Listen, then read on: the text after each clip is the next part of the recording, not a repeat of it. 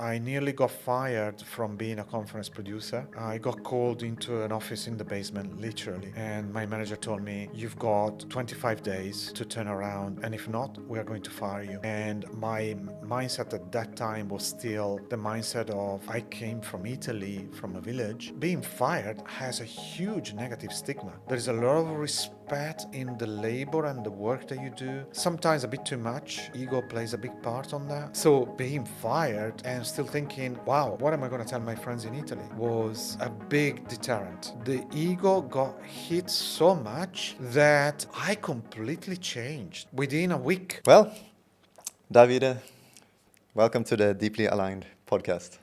Fantastic. I like the name of your podcast, actually. Yeah, it's Yeah. good. Nice claim. Yeah.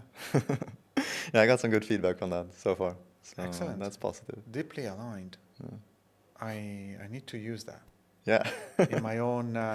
Sometimes I create my own little quotes. Hmm. There is an app actually which I recommend you to look into called Mantra, Right. and there are already pre-recorded quotes and sentences with the background you want and the music you want, but you can also record new ones with your own voice. Yeah. Fantastic. So I could record a new mantra, deeply aligned. Yeah. Yeah. You keep on giving me these good apps and other things. And yeah, I mean, just a little context for the audience on how you and me met. I feel like it was a bit random, but still like with some synchronicities. Sitting in this coffee shop and enjoying a good cup of coffee, and yeah, favorite coffee shop here in Canggu, Bali. And in through the door you're walking, asking me for what's the best gym or wellness center around here. And yeah, we kept on chatting, crypto among other things. And yeah, I saw you the other day, the next day at Nirvana. Took my advice. We had many good conversations since then. So Yeah. and the more I talk to you, the more I realize how modest and humble you are in your approach. And I just know that there's so much wisdom and experience for you to offer. Thank you, Chris. Yeah, I really appreciate that you coming to this show. And by the way, to share it with I us. basically never left Nirvana Yeah, because I'm there every day now. I told you, So- right? Told you from day one. Yeah. I'm there every day. And when my other people ask me, so how did you find out about Nirvana? I say the same story. I was in a coffee place Yeah. and I asked Chris, who I never met before, what's the best gym? And I actually trusted your opinion. You gave me a sense of, I think he knows. A good vibe. Yeah, he knows, he has credibility, Yeah. right? And so I went there and I didn't actually go to other gyms before. You know, I went straight there Yeah. and stayed there for quite a while. Then I compared other gyms, but I'm essentially living inside Nirvana, Yeah. thanks to you. Yeah. Yeah. That's great. I'd like to start with kind of like who you are, and maybe also specifically you could go into a little bit about how you got into entrepreneurship and started your first business in the first place. How did that look like? Yes. So my first... Okay, there is a really funny story about a first business, which was when I was really young. I was probably 13, 14. A friend of mine had a tennis table in his garage. And me and my friend in his garage created a sort of fun fair. So people could come there and walk through a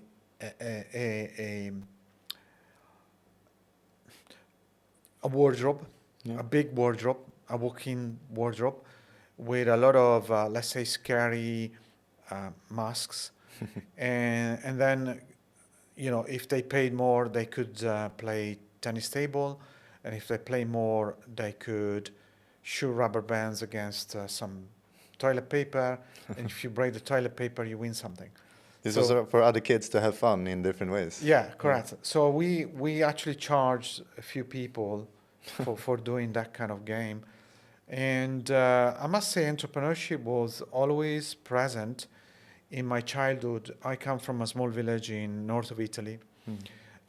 It was way before the internet, so very self-contained, Yeah. which means that in a proper village setting, you had everything there without having to drive anywhere else. Mm. You know, your bakery, your meat and small supermarket. Yeah. My dad had his own shops. He had a clothes shop. He was tailor before. I was just gonna So ask, were your parents into entrepreneurship in any correct. way? My dad.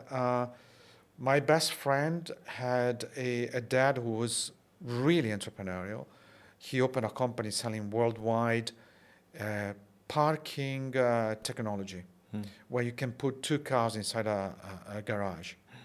So back then, I realized, wow, we can do this. I then went to London, and to make the story shorter, I wanted to work in a professional environment with suit and tie. I got a job in a suit and tie office, and this company was producing conferences worldwide. I never knew this job existed. I only saw it in the newspaper. And what attracted me was that it allows you to travel. So then to cut the story, when I came to Singapore, I purposefully did not take a full-time job. And Because you wanted location freedom was one thing. correct. And I also wanted to have my own business. Yeah. And the first idea was to open an ice cream shop, being Italian, Gelato. Gelato, correct. But it was capital intensive. So one day, actually, I remember very clearly, I couldn't pay for my rent, and I was overdrawn with my credit card. I know it sounds like a cliche, but it's so true. Yeah. In a way, sometimes we want to fall under this situation so that your motivation becomes stronger. Yeah. But there was a conference on sustainability at the National University of Singapore, and I missed day one because I was depressed. And day two, I thought, well, look, just go there. So I booked a taxi. The taxi came to pick me up. I arrived 1 hour late. And after a couple of presentations, a Malaysian professor talked for, his presentation was 40 minutes, but for less than 5 minutes, he talked about batteries for electric cars. And it was a very unusual experience as soon as I heard that. Why? Because I immediately knew that was the title for a conference. So I was so certain that this title of the conference would work that I really thought I changed color in my face. Yeah. This sounds funny. I remember But you telling me here. yeah. Like, And I was scared looking at the other person sitting next to me because I thought he was going to point at me and say, my God, what's wrong with your face? Right? So I was really not looking because I thought he's going to tell me that something is really wrong and maybe he's going to call other people. you're about to faint or something. Yeah. And at that time, I didn't have a smartphone, so I couldn't check whether somebody was doing this title, battery for electric cars. And at the end of the talk, I talked to this professor and I said, do you think that there could be a conference here? And he said, yeah, I don't know how many people will come, but I think there is a conference. So he gave me even more confirmation. And then later in the evening, I went home, I checked on the internet. Nobody was doing that title. And just to put things into perspective, when you are a conference producer, it's almost as if you are creating a movie, right? So the content of the movie and the title are very telling, okay? So If somebody else is already doing that conference and it's happening in 2 or 3 different geographical areas, it's a no-go. You are going to waste your money. But if nobody is doing it and you're either too early, then nobody comes. Too late, as I said earlier, it's too late.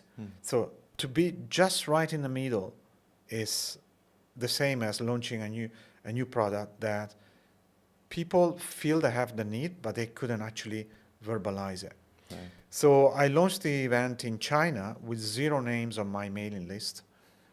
I'm launching into a TED Talk now, but let me finish this. The punchline is I didn't have 0 names on my mailing list, launched the conference in China, and it actually attracted people from about 15 to 20 different countries, and it was profitable. That's the punchline. I know we can go into this a lot, where you found a lot of success in the conference space connected to sustainability and those kind of things, and we're going to go there. At this time, how old were you? And you said you were kind of broke. Talk to me some more about like the depression at the time. You're broke, you're going to this conference, and you're trying to figure out like, how am I gonna make money and stuff, and then you're getting this, whatever we're gonna call this intuition, this weird feeling, experience of like, what, this is it, or yeah, talk to me more about that, of like, how old were you at this time and the situation? Yes, I was 40, turning 41, so not exactly a young entrepreneur. And so why? Because I kept feeling not ready to have my own business. And again, it's another cliche. The day the conference in China finished, I really remember the quote from Steve Jobs, where he was saying, the world is not made by smarter people than you. You think they are smarter. And until you do it, you realize that it could be done. And I thought, wow, there is a lot to say about embodying something, and then you realize that it's true, versus reading it in a book or hearing it. And that made me feel quite powerful. We can go into a conversation about that sort of ego trip and what it could do to you later if you want. So why was I 40, 41? Because I kept thinking that I was not good enough, didn't know enough, thought that others were smarter than me. That's why they were managing these large conference companies and so on. Amazing. Yeah, internal game is a big thing of like, what is it that's stopping us? And it's always within something that we don't feel worthy enough or good enough, or we have fears, doubts, and insecurities that's stopping us. Amazing. Yeah, so let's continue that story of you launched that conference. It was relatively successful and profitable, and now you have even more conviction and confidence of like thinking, what's next? Am I going to do another conference? Yeah, so I was fortunate enough to have been working full-time as an employee for a big conference company. So I did have the skill to identify new topic titles and write good content and understand what the audience wants to hear. So to put things into perspective, not many people actually understand what a conference producer does. Essentially, it's like creating a product. So you really need to understand what problem do you need to solve. So at that time, there were exhibitions about electric cars. There were no specific topics that would address how to make the battery more efficient. And by the way, I'm not an engineer, right?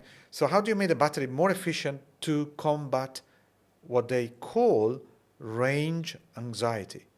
Range anxiety.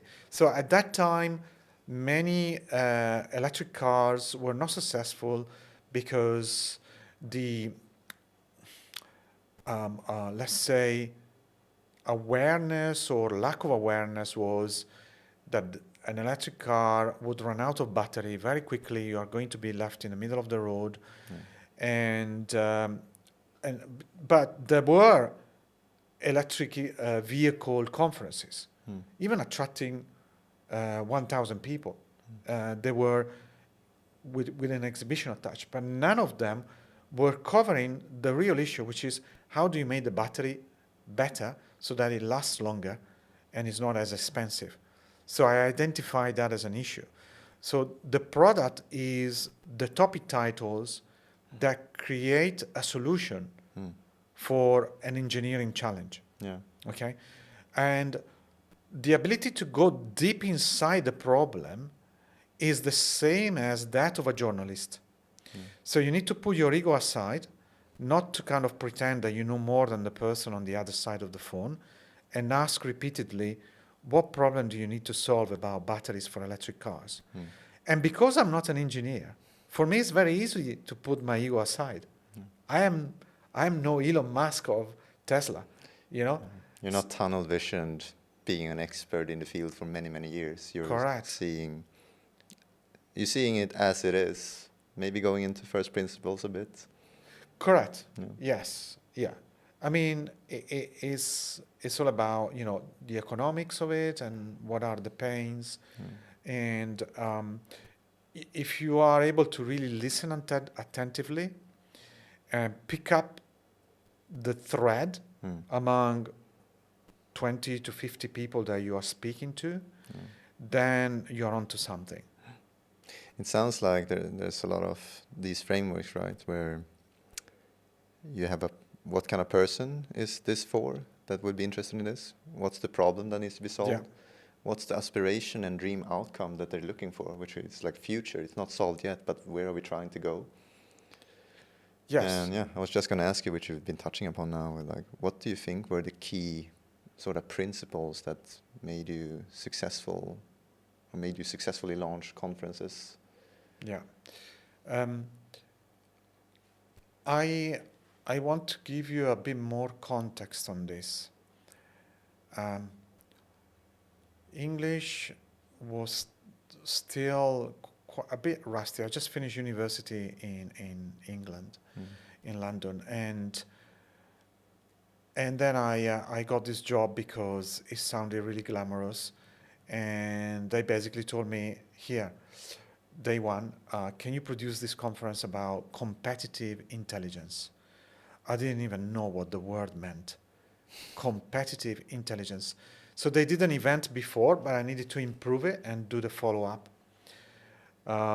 Essentially, competitive intelligence is you want to find out what your competitors are doing.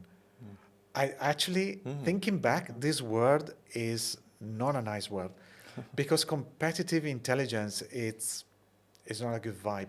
As long as you keep looking at what others do, it's not intelligence, right? This feels more like competitive market analysis. Yeah, yeah, and I found it very challenging. I couldn't understand people on the phone. The internet just started, so people wouldn't reply to it. Very rarely people would have an email, right? So we were still using fax machines, to give you an idea. Wow, that takes me back. Traffic source, fax machines. Yeah. Sorry? Yeah, traffic source, bringing in traffic like through the fax machines. Yeah. Or reaching people. Yeah. And at one point I found it really challenging, and I thought, this is not the job for me. I was really into music and the music industry way before Spotify. But that's another topic, which if you want we can get into, which is about, following your passion. Yeah. And believing that you can have a business in your passion. I like that a lot. Okay, good. I can certainly give you my experience on that. versus do something that looks more certain, you can succeed at it. Yeah. Or it looks also from the outside a lot more certain and successful. Um, the punchline is I nearly got fired from being a conference producer. Mm. I got called into an office in the basement, literally. And my manager told me, you've got 25 days to turn around the way you work. And if not, we are going to fire you. And my mindset at that time was still the mindset of, I came from Italy, from a village. You know, being fired has a huge negative stigma. Mm. Yeah. The self-respect, and Italy, to give credit to Italy as a nation as well, there is a lot of respect in the labor and the work that you do. Yeah. Sometimes a bit too much. Ego plays a big part on that. We can also go into that if you Like want. for good and bad, yeah. There's Yeah. a lot of respectful lawyers and stuff like that. Yeah, there's a lot of respect for successful entrepreneurs in Italy. They are getting a lot of attention. So being fired and still thinking, wow, what am I going to tell my friends in Italy? Mm. Was a big deterrent. Yeah. The ego got hit, self-worth. Yeah. That's it. The ego got hit so much that I completely changed. Mm. Like within a week, I had some help from a British colleague. Yeah. She was so kind. Wow. It makes me Yeah, you have those people who's a bit emotional. who's She was helping along the way. Yeah, she was really kind. And she taught me her way of researching. But I also changed my mindset completely. And what I thought was difficult, I realized was my excuses. Mm. And gradually, I started making better and better conferences. And actually, I developed the self-esteem, the courage, and the intuition to launch 9 new conference titles while employed. And to make them really profitable, to the extent that in one event, the main manager bought champagne for the whole office because of how successful one of my events was. Yes. So what's the punchline here? Fear does work. Doing things out of fear is not exactly the best sustainable motivation. At times, it works to show that there are many excuses that we can make and that we can definitely change our mindset. Definitely. Drive is an interesting thing, right? Where is it coming from? Like, are we running away from something or are we running towards something? Meaning, are we running away from the feeling of not being good enough, which was probably a feeling that your employer inserted into you of like, hey, if you're not turning this around in 25 days, we're going to fire you.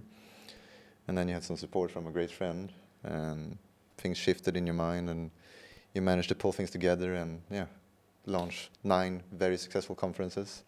But then it was still, if I'm correct, that you were trying to do a good job so you could prove that you are worthy and good enough.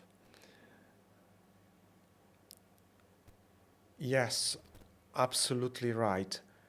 I actually remember now by recalling that period where I was saying to myself on a daily basis, and I still remember my manager name, so insert manager name, I'm going to show you who I really am. Yeah, I resonate with that a lot. For probably the first 25 years of my life. Oh, really? I'll show you guys. I'll show you who's gonna win in the end. But did you? We'll see who's having the last laugh.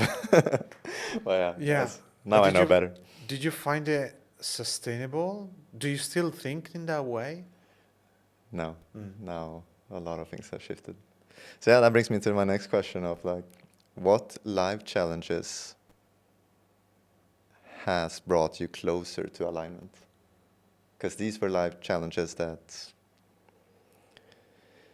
I mean, not per se that they got you further away from alignment, but yeah, every life challenge, the more and more you have, usually, eventually you realize something that, who am I doing this for? Why am I doing it? Am I doing it for myself or for proving someone else wrong? I like the phrasing of that question. Uh, it's so easy for um, the negative mind, or when we are depressed, Yeah. to go into the pattern of victimhood. Why me?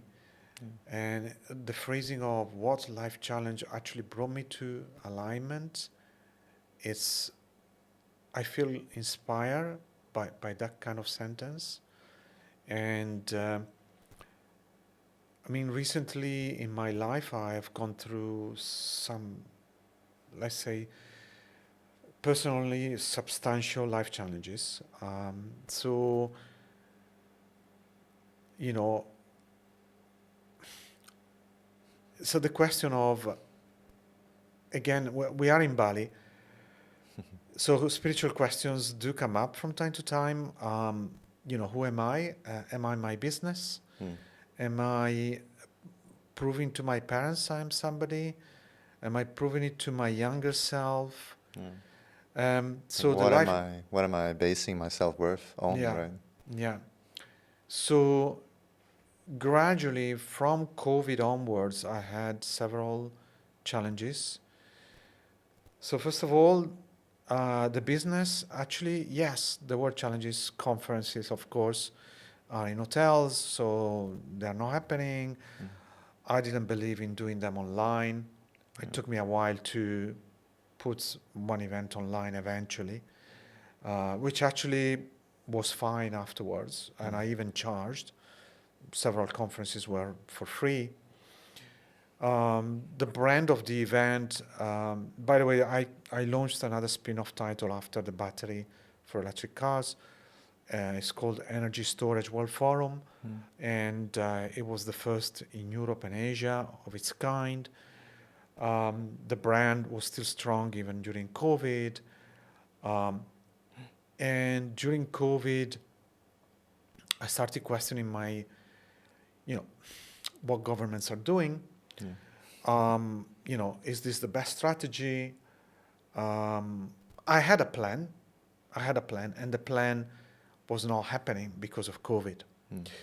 I took some time off. Took the opportunity to not work as hard, which was welcoming. So now the challenges were, I couldn't travel to Italy. Mm. My mom got taken into a hospice um, without me knowing it. And I understand that it was my dad doing it for my own interest, because he wanted me to focus on my business and not be distracted. Um, I had this intuition from way before that if she were taken to the hospice, she would let go and die. Mm. And eventually this actually happened Mm. while I was in Singapore. And that really threw me. Uh, um, for many reasons, I'll just mention three. One, I thought I had time to make up for the loss of relationship with my mom, because I left when I was really young. My parents didn't get on, so I kind of rebelled and left and went to England at 22. And I thought there was time, and it's another cliche. You think there is time, Mm. and you think you are in charge of things happening, but there is no control over when somebody dies, of course. Yeah. So that opportunity was gone to make up for it. To the fact that the way she died, with not me next to her. And three, I came to the realization of my own mortality. Mm. So then I launched into traveling, kind of figuring things out. India um, for 4 months, Eckhart Tolle in Canada. I attended his retreat, Mm. the retreat of Joe Dispenza, thinking that I will figure things out and then come back to normality.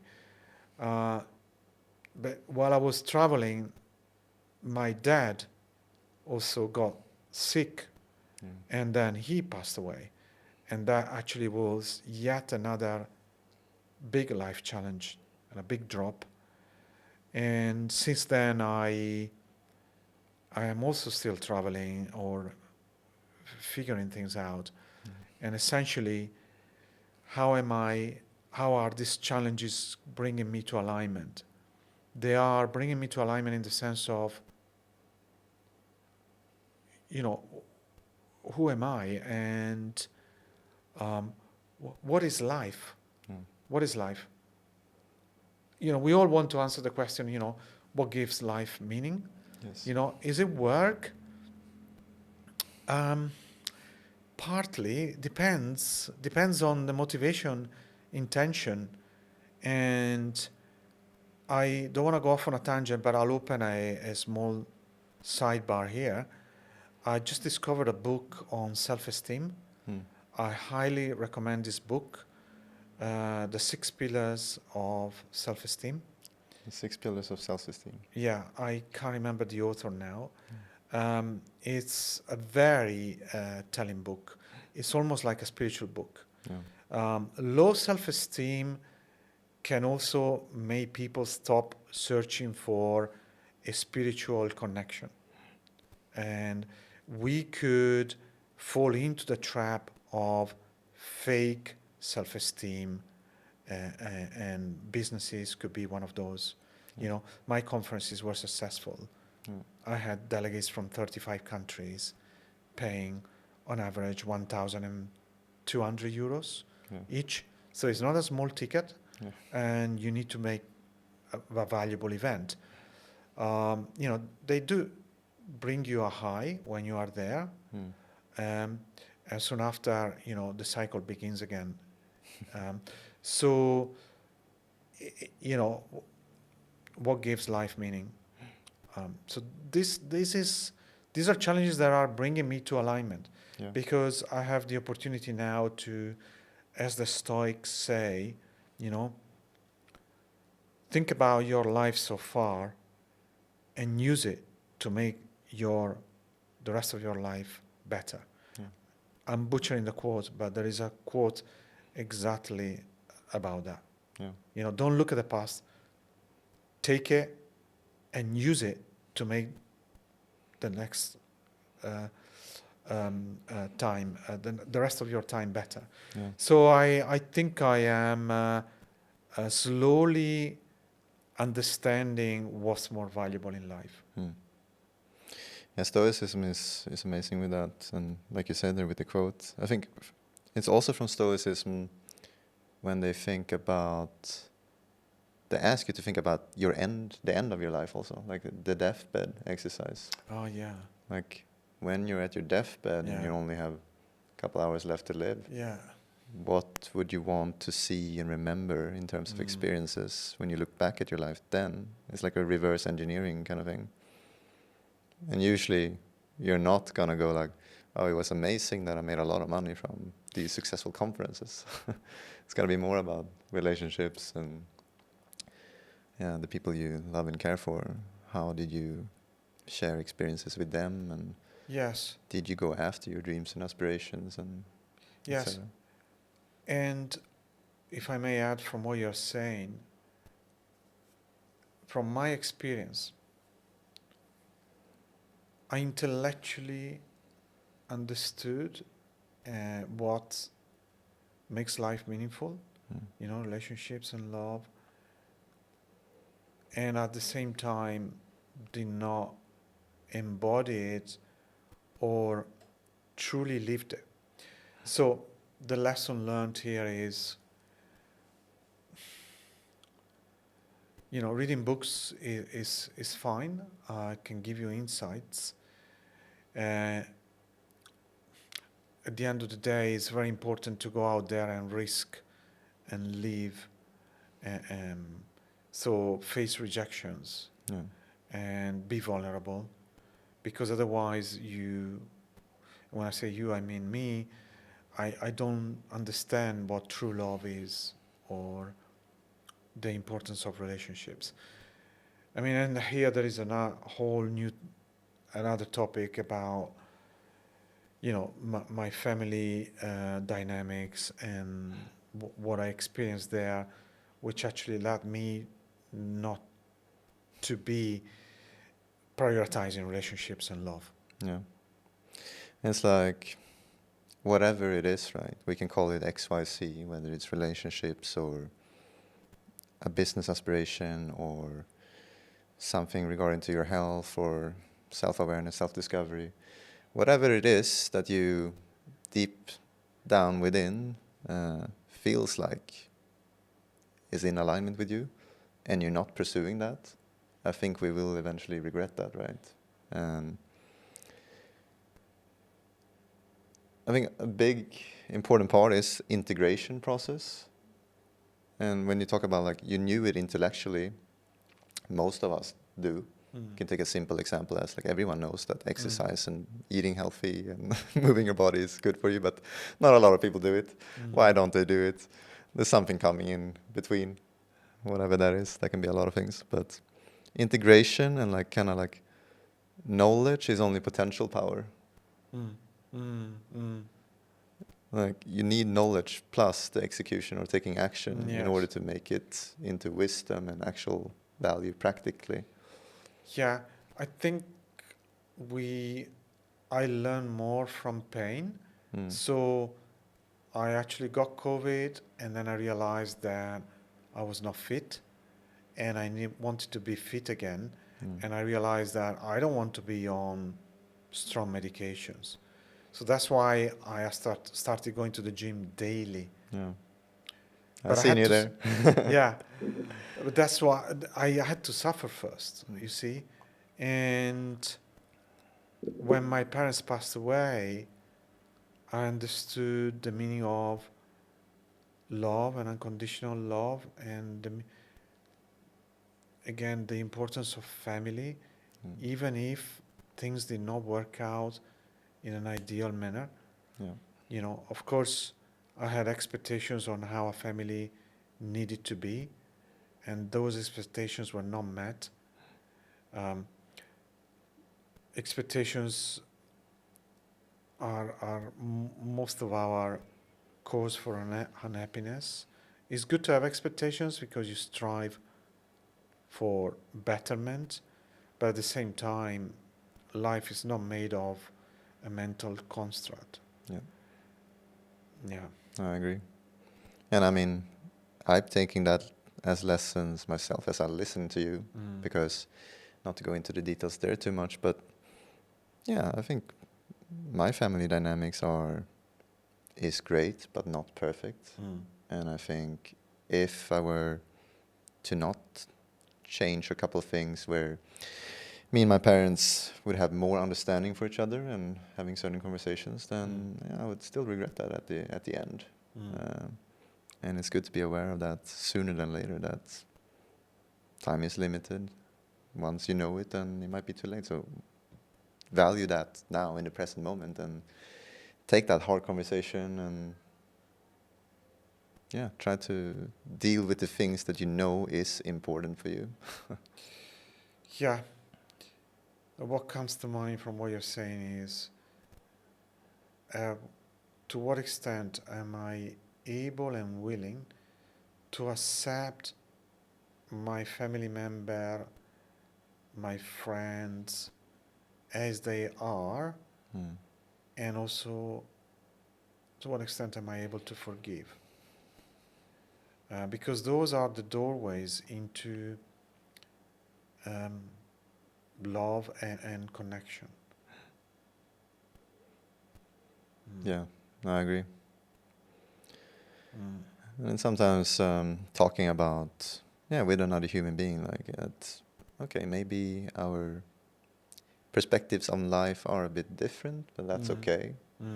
And hey, this is just my intention with this conversation that I want to explore with you. Yes. So we can see it from in the same page, not in the sense of that we need to agree on the same thing, but like more like you can understand how I see the world and I can understand how you see the world. And it makes sense for me to, how you seeing your world based on like your experiences and etc., how you grow up. And like once you go into a story and you actually listen to another person, then if you even, no matter how much you disagree, you can still come to the point where, oh, that kind of makes sense, based on your life experiences and the colors that you see. And Yes. Yeah, it takes a lot of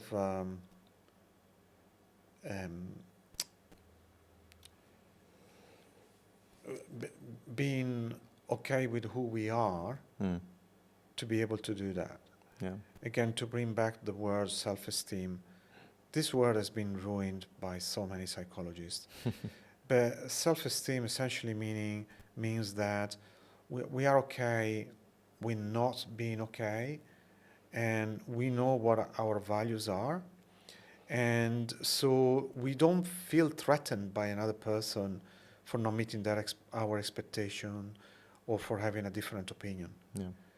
And that allows the other person also to be who they are. Yeah. And not to walk on eggshells. I think ironically also, as soon as you see a person that has a lot of self-respect, self-love for themselves, all of a sudden it becomes easier to love that person too. Like if they don't love themselves, it becomes very hard to love them. So it always starts with that too, of like, yes, compassion is important, but also like introspection and self-awareness, and then love for oneself, self-esteem, super important. Yeah, the question is, how do you nurture self-love? My opinion is that a lot of work, especially in Bali, or at least perhaps I am spotting more this kind of work than others. I agree. Which is manifestation. I don't like that word. Repeating sentences in front of a mirror. Affirmations. Yeah, affirmations, correct. I think they are the tip of the iceberg. Yeah. They are gentle reminders. I mean, I have an app called Mantra, and I have those words or quotes. Some of them are quotes from the Stoics, as a reminder to live that way, that those are my values. But it's not merely reciting them that allows me to have self-love. What allows me to have self-love is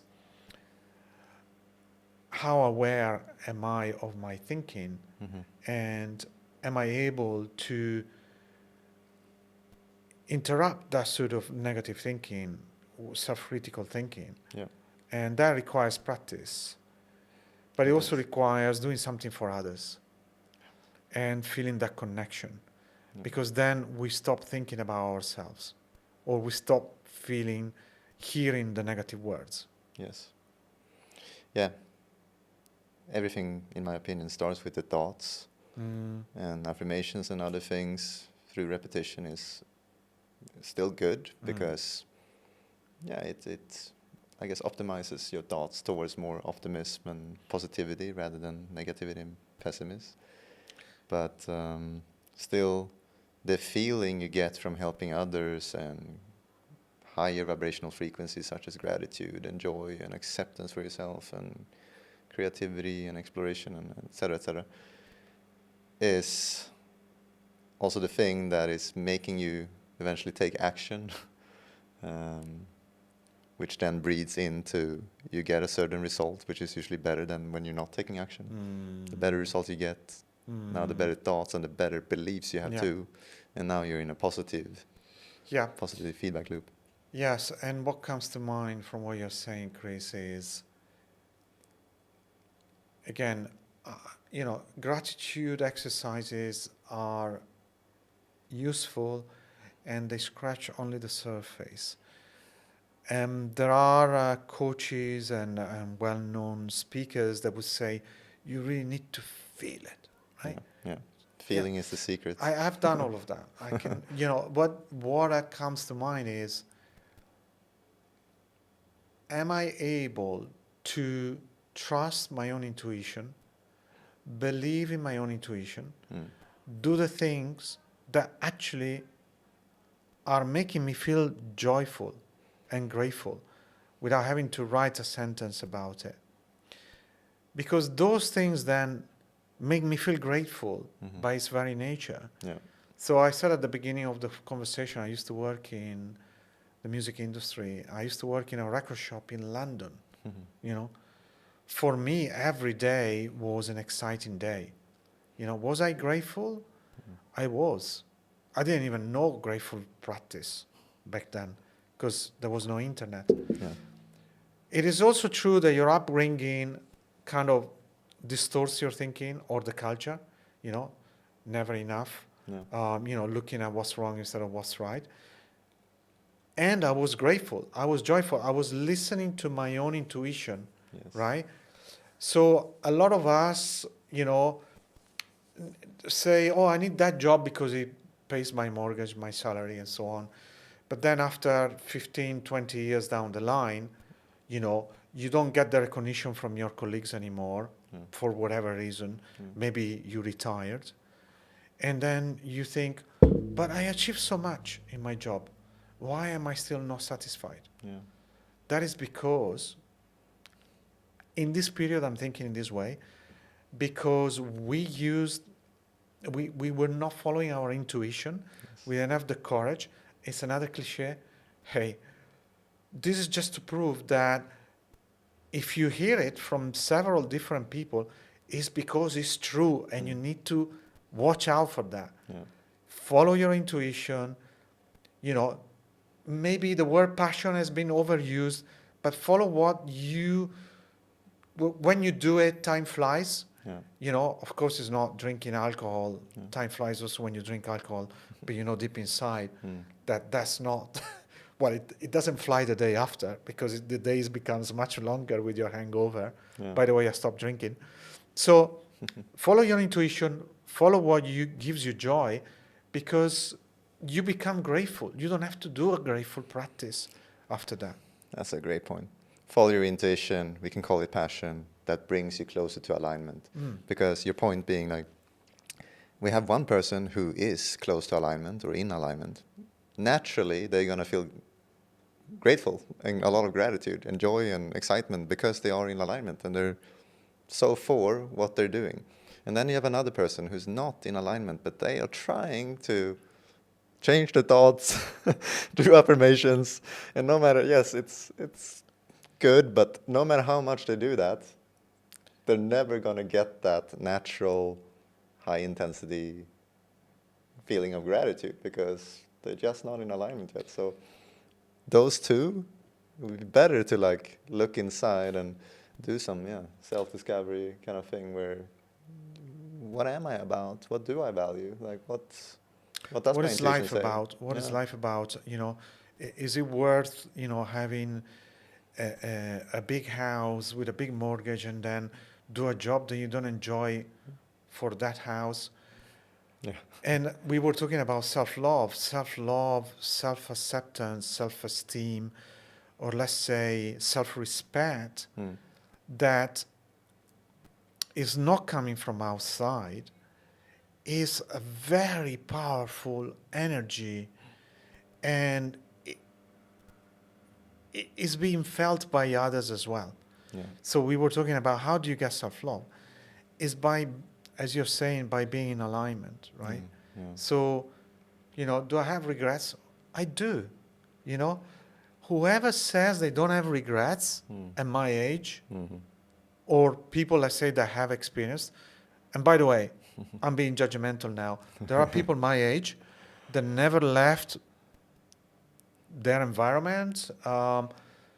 They have a loving family, they have self-love, self-respect and everything, fine. But then there are others who never left, so they never made mistakes, Yeah. right? So if you don't make mistakes, you're left with regrets. But I ventured out, did different things. I have regrets.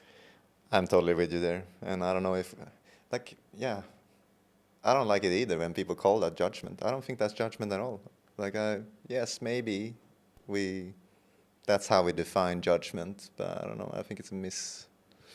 Yeah. Because, like you say, I just think it's facts of like, if you never left your hometown, even though you have a loving family and stuff, there are things that you would have liked to do that you haven't done in your life, for sure. Yeah. Yeah. And I think that we discover what are our most important values, and we discover when we are authentic and when we are not.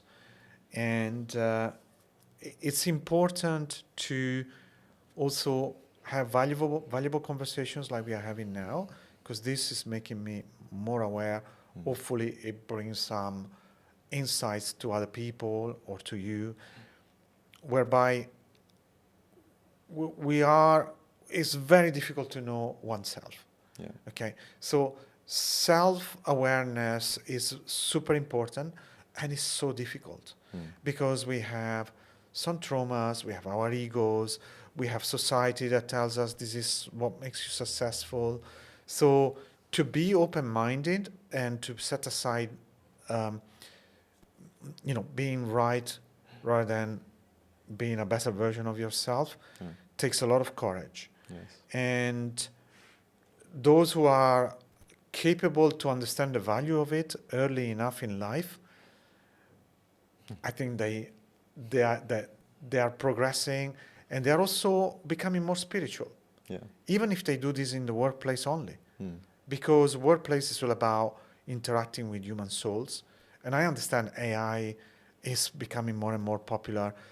Eventually, even AI is coming from human beings, and the soul will, or whatever is called the soul, is always going to be involved, and it will always require certain level of self-awareness and consciousness.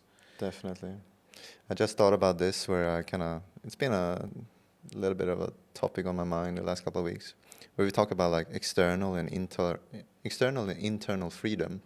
But we can bring this into anything, not just freedom, but like success itself, or maybe even love. So we have external, where externally you have freedom with, like, let's say money or ability to travel. Externally, success-wise, you have real estate or whatever monetary thing. Externally, with love, you might get a lot of love from other people and respect from other people. But internally, it's way more important that you have self-love for yourself. You are proud of who you are yourself, your character, your values. You are internally free in terms of like, that you are close to alignment once again, and that you're following intuition, and that you're not letting external forces stress you out.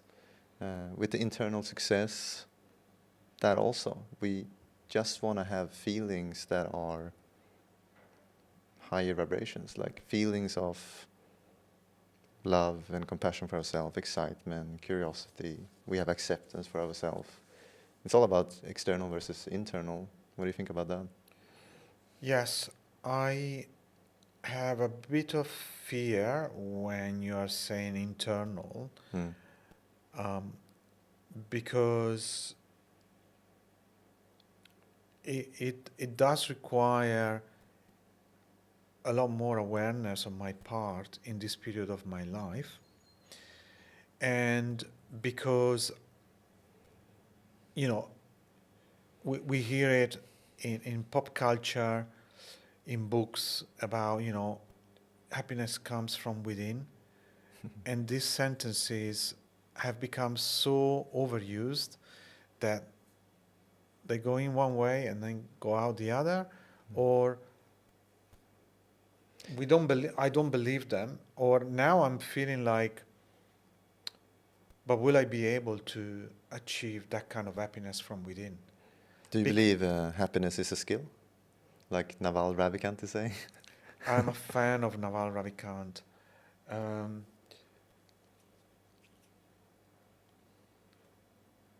I believe that the skill of discipline, which leads to certain awareness, brings happiness. Mm. So let me put it into context. If I were to meditate every day for an hour, I would hear so many of my thoughts. Probably I become aware of 10% of them, Yeah. but that 10% is enough for allowing me during the day not to take 10% of my thoughts seriously and therefore not have self-criticism going on Mm. as much as before. But it's a skill to sit there and meditate for an hour. Yeah. So you could say that happiness is a skill. Um, it's a skill also because we got so confused. And there are certain books, I cannot thank enough some authors for writing some so insightful books, Yeah. Amen to right? that. Uh, Amen to that. Yeah. yeah. And me being able to read them in English, I mean, nowadays it's very easy to get translations in Italian as well. Mm. Uh, however, books in English are published much more quickly than in Italian. Mm. And also the Amazon reviews are made mainly by people who read in English, Mm. and those reviews are very useful. Yeah. So normally when you get a book with 1,000 reviews at 4.8, there is something there, Yes. right? Timeless. So Right. yeah, so I stumbled upon this book called The Six Pillars of Self-Esteem, which I find very useful, thanks to the Amazon reviews and so on. So I close that sidebar there. So it's a skill to be able to read with attention Yeah. and to immerse yourself in it. And a book can open up ways of thinking and become, it's a sort of a meditation. It's a self-awareness procedure there. So that's also a skill. Yeah. So that's my answer. Living life intentionally is a skill, right? Correct, yeah. Being, yeah. I know we're soon coming to an end, but what does, let's say, the next 1-2 years look like for you in terms of vision, or what you're focusing on next? Okay. I was thinking,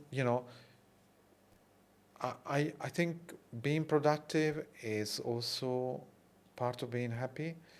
Being productive also means creating value to the world in a way that you can express yourself. And I am grateful, actually, in the true sense of the word now, of having produced conferences, because I brought people together and they shared their knowledge. And the people in conferences are amazing. They really help each other, even though they are competitors. It's crazy. So the human being is not as in competition as, let's say, the media wants us to believe. Yeah. I've seen this inside conferences, face to face. I feel like there's a lot of impact in conference too, where you bring a conference together, a lot of people meet, and then we don't really know what they're gonna do when they take off, but there's a lot of positive impact on there, which I think you should be proud of. Yeah. Yes, and thank you for that. True, and it's easy to forget. And I was thinking, well, the longevity industry is very interesting. Yeah. Perhaps I should launch a new event in there. I, I, I like the value of the event when it happens, and leading up to it, it's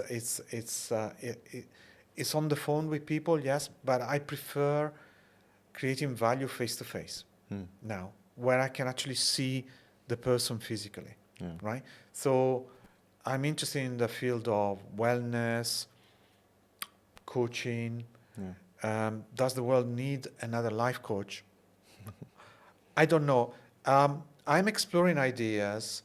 I believe that the 12 to 15 years old would benefit a lot from learning English really, really well, and then being taught again happiness skills, and to create their own self-taught program for reaching an authentic fulfillment. Because now when a person speaks English, they can create their own self-education. Yeah. And instead of, oh, so-and-so says this or so-and-so does that. And I'm exploring ideas about creating a school. You know, I want to look into the costs and investment. So if you or anyone out there wants to reach out for this in Bali, then I would be very interested in exploring further. I think you should definitely meet my friend Ray, who's going to be on the podcast here in next week. Great. He's an extraordinary entrepreneur and putting school and trying to revolutionize the education system. And he's already started in India and now maybe Malaysia and other places. So happy to connect you with him. For anyone wanting to reach out to you, where can they best find you? The best way is LinkedIn. Davide Bonomi. So David E. Bonomi, Bonomi. I don't go on Instagram or Facebook very much. Perfect. Yeah. LinkedIn. Yeah. Thank you so much, Davide, for coming today. Thank you very much. I enjoyed the conversation. Thanks for allowing me to share my experience and also bring more awareness to my life in this way. A pleasure. Pleasure having you. Thank you very much.